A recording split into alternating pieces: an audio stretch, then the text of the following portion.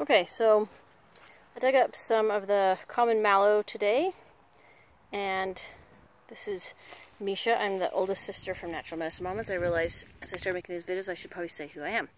So that's who I am, I'm Misha. And I dug up some of this common mallow that's in my garden. I'm going to dry it so I can use it in my tea. So just to explain why I'm doing that.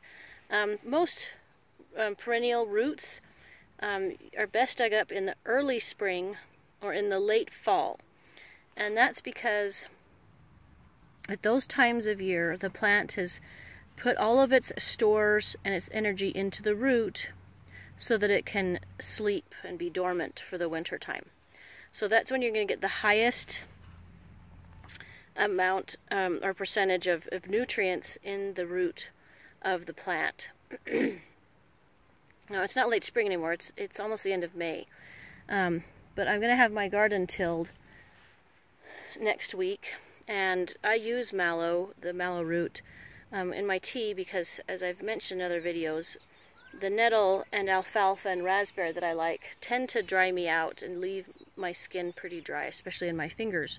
If I add some extra plants that are moistening, many times they're called mucilages, some of them, then it helps balance out my tea so that it doesn't dry me out so much. And mallow, because it grows in my yard, is really easy for me, or in my garden, it's really easy for me to use.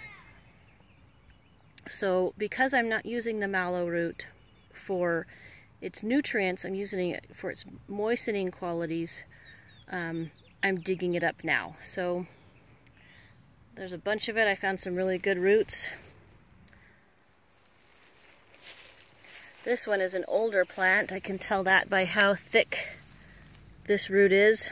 I may or may not use this main part of the stalk. It got damaged with the shovel. I'll probably end up using just these smaller plants, or parts of the root. So the next step that I'm going to do is I'm going to chop off the tops. I don't need those, so I'm going to chop them off and feed them to my chickens. And then I'm going to soak these roots in some water, at least overnight, to help get the dirt off them, then I can scrub them, and then I'll go from there. So I'm going to pause while I chop off the tops and show you what they look like after that. Okay, as I was chopping off the roots and separating them from the tops, I realized that some people might wonder how I'm doing that. So I'm using the end of my shovel to just chop off the top. So I come down from it above and hit it pretty hard. I can't do it one-handed, holding the camera, but that's what I do. I could use scissors, but these are pretty thick, some of them, so that's why I use the shovel to chop them off. So I'll finish chopping them off, and then I'll take and put them in the water.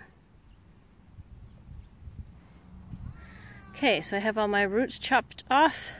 So this is my root pile I'm going to take and soak in the water.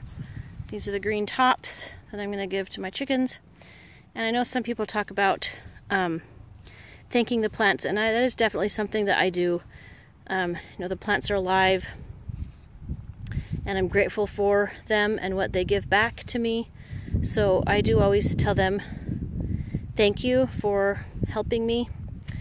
And when I did the plant wick, I mentioned that the mallow is the one that has these little cheesy seed pods, and I just found one on this plant. So if I were to allow that to ripen up a little bit more, that's the seed pod. Lots of protein in those. Okay, I'll pause again and I'll show you what they look like in the water.